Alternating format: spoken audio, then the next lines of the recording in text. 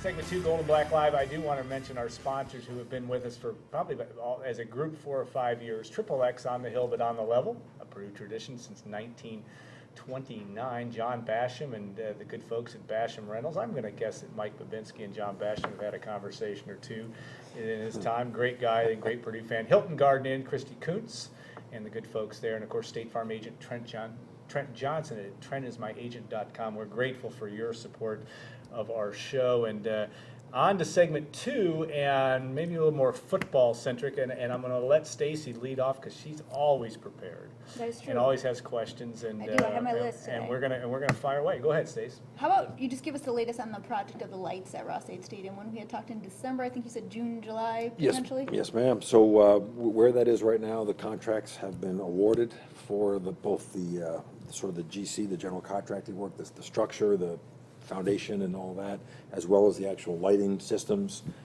That work will begin shortly after tomorrow's spring game. So we're right on the heels of all that happening. At the same time, we've got an actual around the field project. All the non-plane surface areas will be torn up and reconstituted with better drainage and and the same kind of grass. So we won't have sort of the field will look one way and the rest of it will look differently going forward. I think we'll also fix the infamous sinkhole once and for all. Thankfully, we'll hopefully stay. That wasn't a sinkhole. Oh That my almost God! qualified as Purdue fake news. I know, that was Honest so to God, funny. I started getting texts from people. I didn't know what they were talking about when I first. So I just it was a little overblown, but Yes. But the project will actually begin immediately after the spring game on the lights, and it's a tight. Given the sort of the magnitude and getting the steel in place and all that, it's a tight timeline, but it is scheduled to be in place in time for at least a week's worth of testing and burning in the lights and all, and calibrating and all that before we play a Friday night game. And Speaking of which, there you go. Segue into the Friday night. As we've seen Northwestern, I mean, when that initial schedule came out, I think in November, maybe by the Big They Ten, had 2. Northwestern had 2 Friday night games. They no longer have Friday night games. They made that shift. I know Fitz wasn't particularly excited about having a Friday night and somehow got the Big Ten to change their mind. I don't know how that worked, but Purdue is still playing Ohio on Friday night. we are still playing Ohio on Friday night. It'll be on the Fox networks. I'm not sure exactly which platform, if it'll be FS1 or Big Fox. I'm not sure yet, but we'll find that out at the appropriate time. What has happened is that when we initially came out, when the Big Ten initially entered into the new set of media agreements that will take place this year, there were 6 Friday night games that would be spread across the entire year's worth of entire schedule for the conference. That has been backed down to 4 at this point. ESPN will no longer be doing those Friday night games. Fox is continuing to do them. They really like the programming. That's part of what they've purchased in their bundle of rights.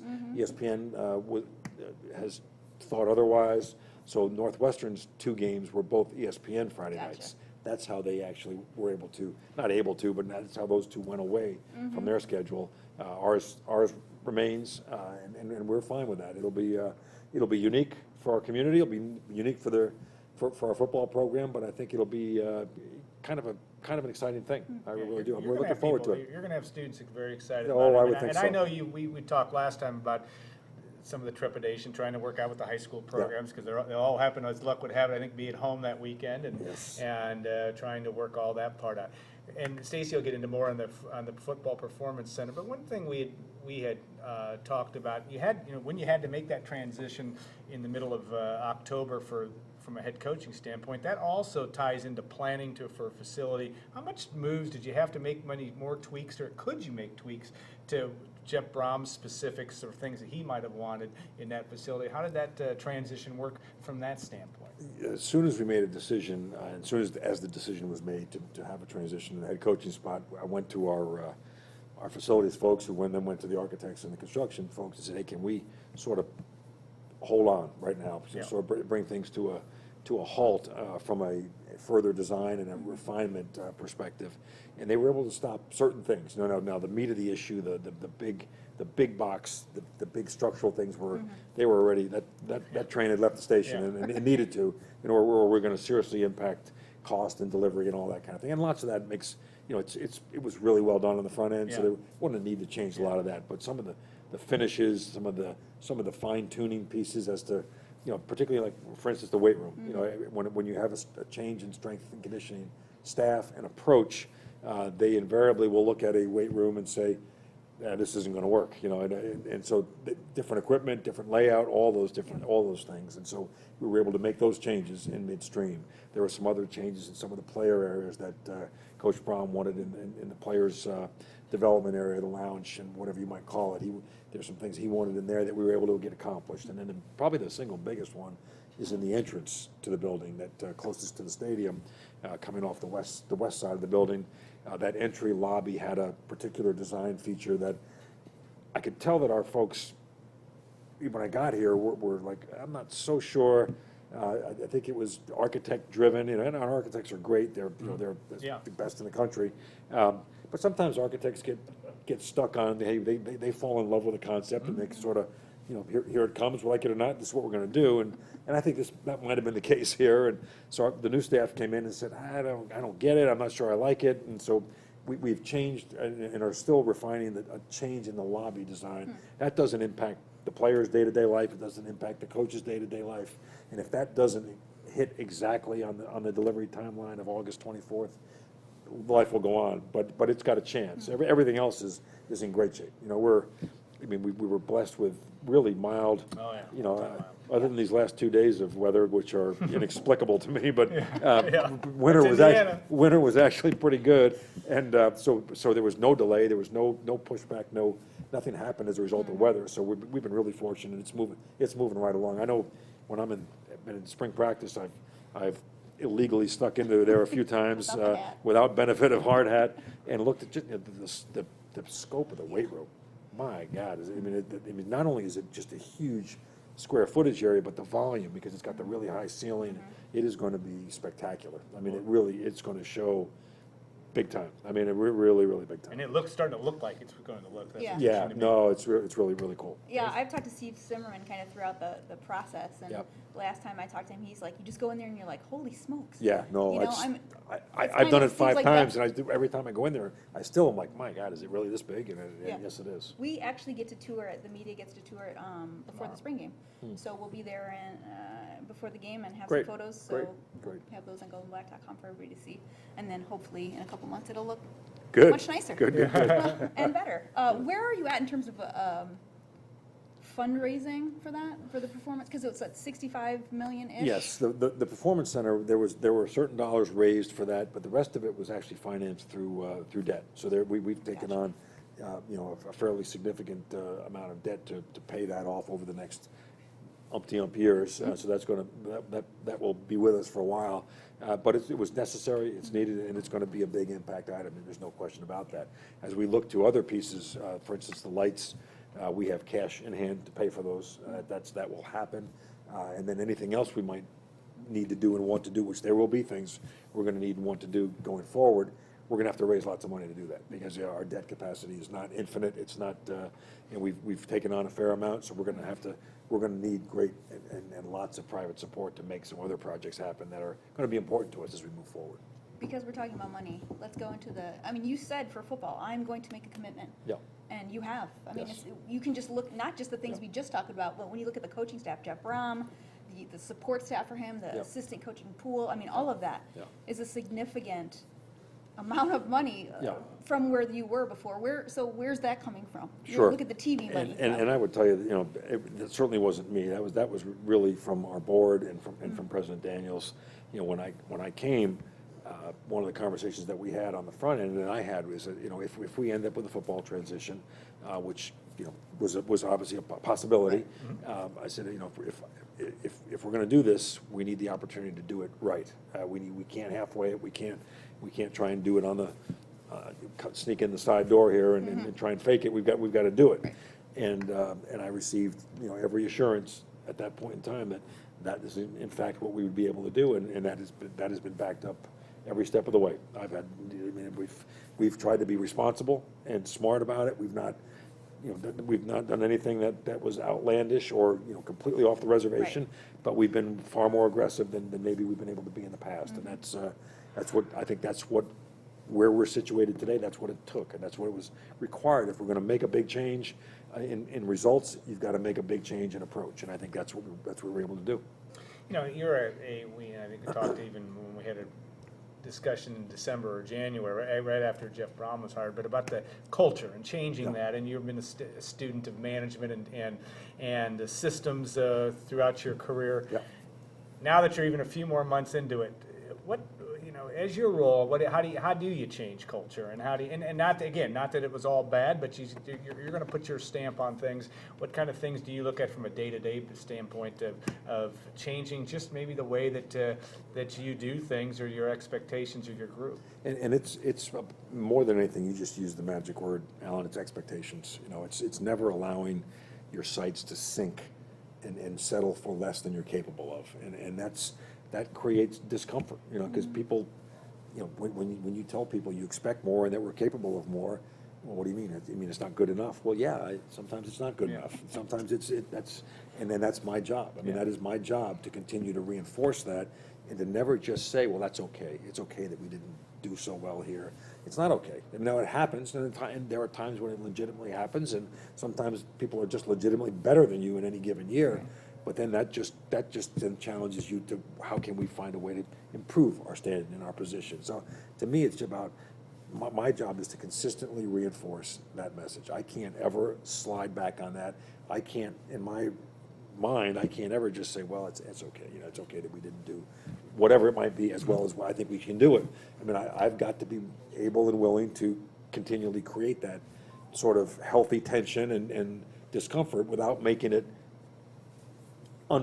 threatening or unfriendly, because I don't want that either. I mean, nobody wants that. But there's a balance, like in everything in life. There's a balance to strike with pushing people, but not pushing them to where they go over the deep end. You know, and so, you know, in fact, one of my very early bosses in this business said, you know, I want my folks to be challenged. I want them to feel like they're stretched, but I don't want them laying awake at night not able to sleep. You know, so there's a line you push up to, and that's not a science. You know, it's an art. You know, sometimes you push too hard, sometimes you don't push enough. But in general, I need, as the head of the department, to not ever allow myself to just to back off of that message. I mean, that's my job, and in whatever way I need to do that on a day in, day out basis, and whether it be an individual interaction with a coach, with a staff member, I need to continue to push for better and improved performance. That's just what, and likewise, that's what I would expect my boss to do with me, and he does. So it's the way it's supposed to be. And as that relates to football, I know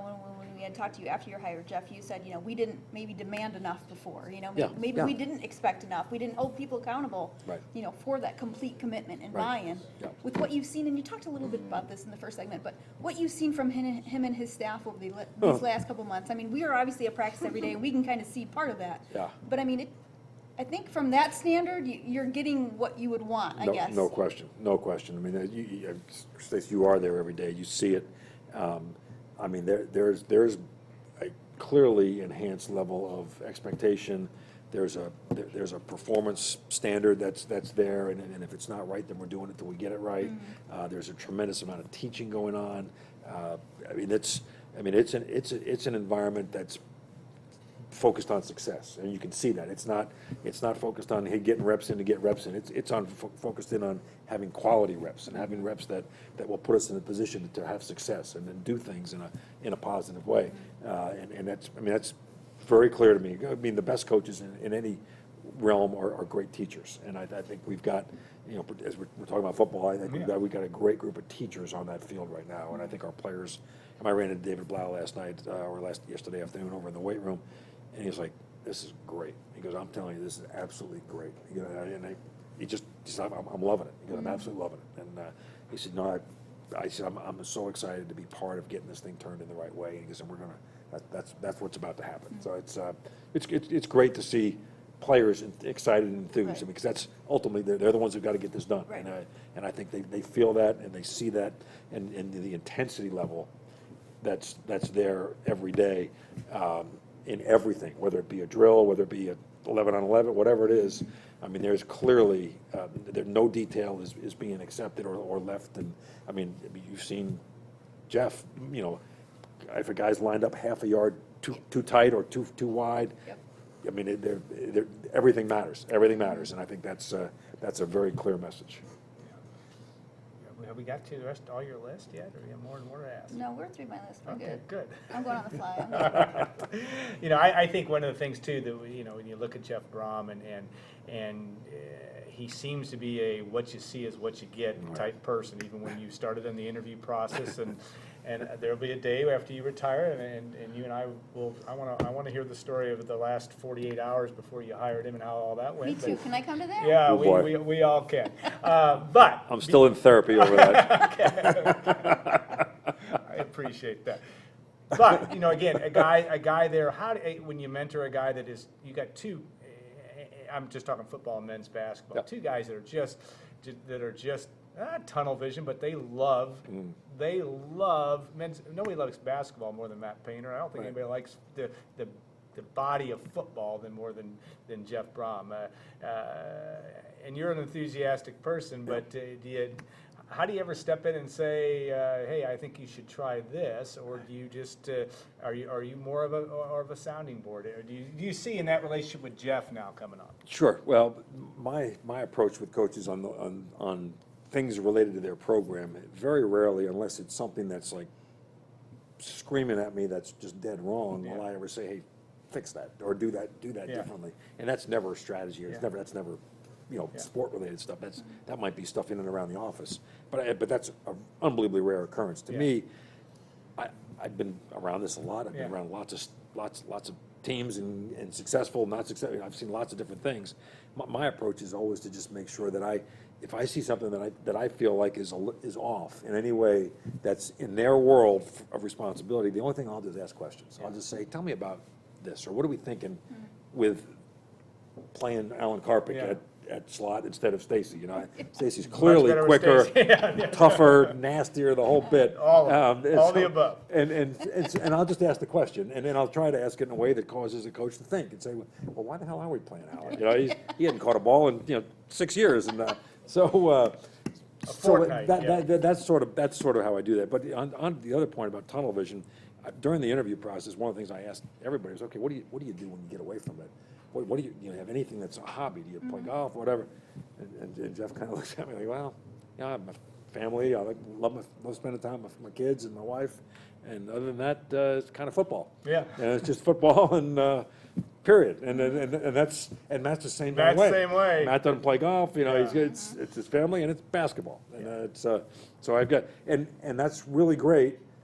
But you have to watch it. When you work with folks like that, you got to make sure they don't burn themselves down to so the wick never doesn't disappear on you here. You've got to make sure that they find some way to refresh and keep themselves excited and fresh, because we're all human beings. We're not robots. You got to do that. The little I've met of Oscar Brom, I think it's a good thing he's around, because he is he's got a little on his son, and they remind each other. I think there's a little bit of a good relationship that Unique family helps. dynamic for sure. No Really doubt. good one. Really good one. All right, we are going to take a 2-minute break, and we'll bring Kyle in, because he has a whole new set of questions for the athletic director, and we'll look forward to segment 3 on Gold Can't Black wait. Live.